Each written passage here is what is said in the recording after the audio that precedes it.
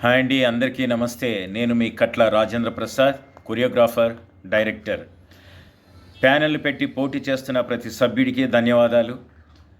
అలాగే సభ్యులందరికీ ఈ వీడియో పరంగా అందరికీ నమస్వాంజలి.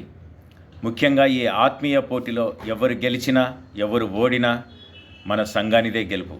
మనమందరము కలుపుగోలుగా ఉండి మన సంఘాన్ని గెలిపిద్దామన్న ఆరోగ్యకరమైనటువంటి పోటీ ఉండడం నిజంగా నాకు చాలా ఆనందంగా ఉంది.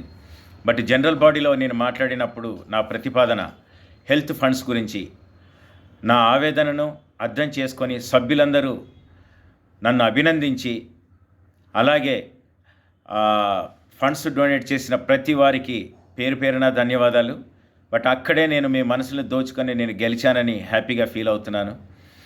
అలాగే నా రెండవ ప్రతిపాదన, మన అసోసియేషన్లో ఉన్న డైరెక్టర్స్ యొక్క కథలను ప్రొడ్యూసర్స్ వినాలన్న ప్రతిపాదన నేను జనరల్ బాడీలోనే తీసుకొని వచ్చాను.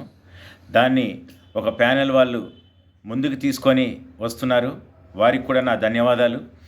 అలాగే ఇంకొక ప్రతిపాదన ఏంటంటే, నాకు ముఖ్యంగా అండి మన టీఎఫ్డిఏలో ఒక ఓటీటీ ప్లాట్ఫామ్ మన కోసం ఒకటి ఉండాలన్న ఆశ. ఎందుకంటే మనల్ని నమ్మి వచ్చే ప్రొడ్యూసర్స్కి, చిన్న ప్రొడ్యూసర్స్కి అది ఉపయోగపడుతుందని. ఆయన చిత్రాలను ఇప్పుడు రిలీజ్ చేసుకోవాలంటే చాలా కష్టమైన పని. ఆ రిలీజ్కి పెట్టిన డబ్బులు కూడా మనకు రిటర్న్గా రావట్లేదు. శాటిలైట్ లేదు చిన్న సినిమాలకు. మనం ఏదైనా ఓటీటీ ప్లాట్ఫామ్ను మనము వెళ్ళి మనం రిక్వెస్ట్ చేసి తీసుకోండి అని అంటే వాళ్ళు నానా విధాలైనటువంటి కండిషన్స్ పెడుతున్నారు. కొత్త హీరోయిన్స్ని తీసుకోము, తర్వాత ప్యాడింగ్ వాళ్ళున్నారా వీళ్ళున్నారా, మీరు ఎంత ఖర్చు పెట్టారు, ఎలా ఉంది, వీమేలో మీ సినిమాని పంపించండి, ఇలా అనేక కారణాలు చెప్తున్నారు. ఒకవేళ షేరింగ్ బేసిక్లో మనం పెట్టినా కూడా మనకు కరెక్ట్ అయిన అకౌంట్స్ ఇవ్వకుండా మనం తృప్తి పడడం లేదు. నిజంగా చెప్పాలంటే మన ప్రొడ్యూసర్కి మనం చాలా లాస్ను చూపించే పరిస్థితి డైరెక్టర్స్కి, చిన్న డైరెక్టర్స్కి మనకు ఏర్పడుతుంది. దయచేసి ఓటీటీ ప్లాట్ఫామ్ గురించి అందరూ ఆలోచించండి. మన టీఎఫ్డిఏకి సొంతంగా ఒక ఓటీటీ ప్లాట్ఫామ్ ఉంటే ఖచ్చితంగా మనతో చేసిన ప్రొడ్యూసర్కి మనము ఒక ఫైనాన్స్ భరోసా ఇవ్వచ్చు అన్న ఆలోచన నాకుంది. ప్లీజ్ ఆ వైపుగా అందరూ ఎవరు గెలిచినా ఆలోచించండి. మరి ముఖ్యంగా భోజనం లేకుండా చాలామంది, వర్క్ లేకుండా చాలామంది ఫ్యామిలీ స్ట్రగుల్స్తో, పర్సనల్ స్ట్రగుల్స్తో చాలామంది ప్రాబ్లమ్స్ పడుతున్నారు.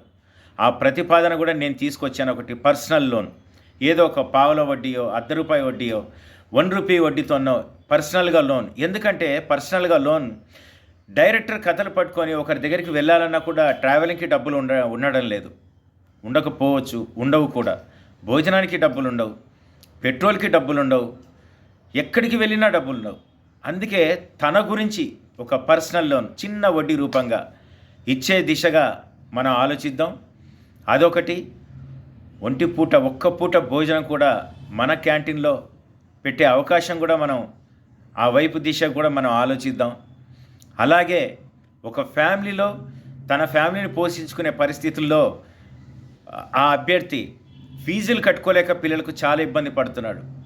ఆ ఎడ్యుకేషన్ లోను కూడా చిన్న వడ్డీతో మనం మన అభ్యర్థికి ఇచ్చే దిశగా కూడా మనం ఆలోచిద్దాం. దయచేసి మీరందరూ ఈ ప్రతిపాదనని ముందుకు తీసుకొని వెళ్ళండి. నేను ఆ రోజు జనరల్ బాడీలో మాట్లాడిన విషయాలన్నీ ఒక 3 విషయాలు మన ప్యానెల్ వాళ్ళు ముందుకు తీసుకొని వెళ్తున్నారు. నాకు నిజంగా మీ మనసులో దోచుకున్నట్టు కూడా నాకు అనిపిస్తుంది.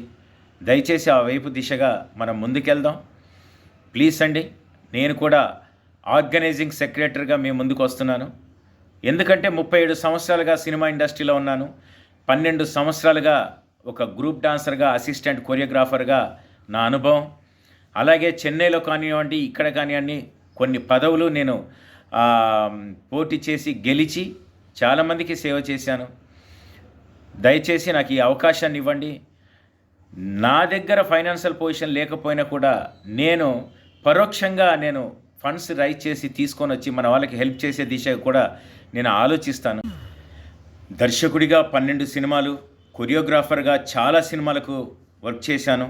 పెద్ద పెద్ద హీరోలకు డాన్సులు నేర్పాను. ఇంతటి అనుభవం ఉన్న నాకు మీరు దయచేసి నన్ను ఎంకరేజ్ చేయండి. నేను ఇండిపెండెంట్ అభ్యర్థిగా, ఆర్గనైజింగ్ సెక్రటరీగా మన సంఘంలో పోటీ చేస్తున్నాను. దయచేసి మీ అమూల్యమైన ఓటును నాకు వేయించి గెలిపించండి. మీ కొరకు పనిచేసే ఒక అవకాశాన్ని నాకు కల్పించండి. ప్లీజ్. Thank you all.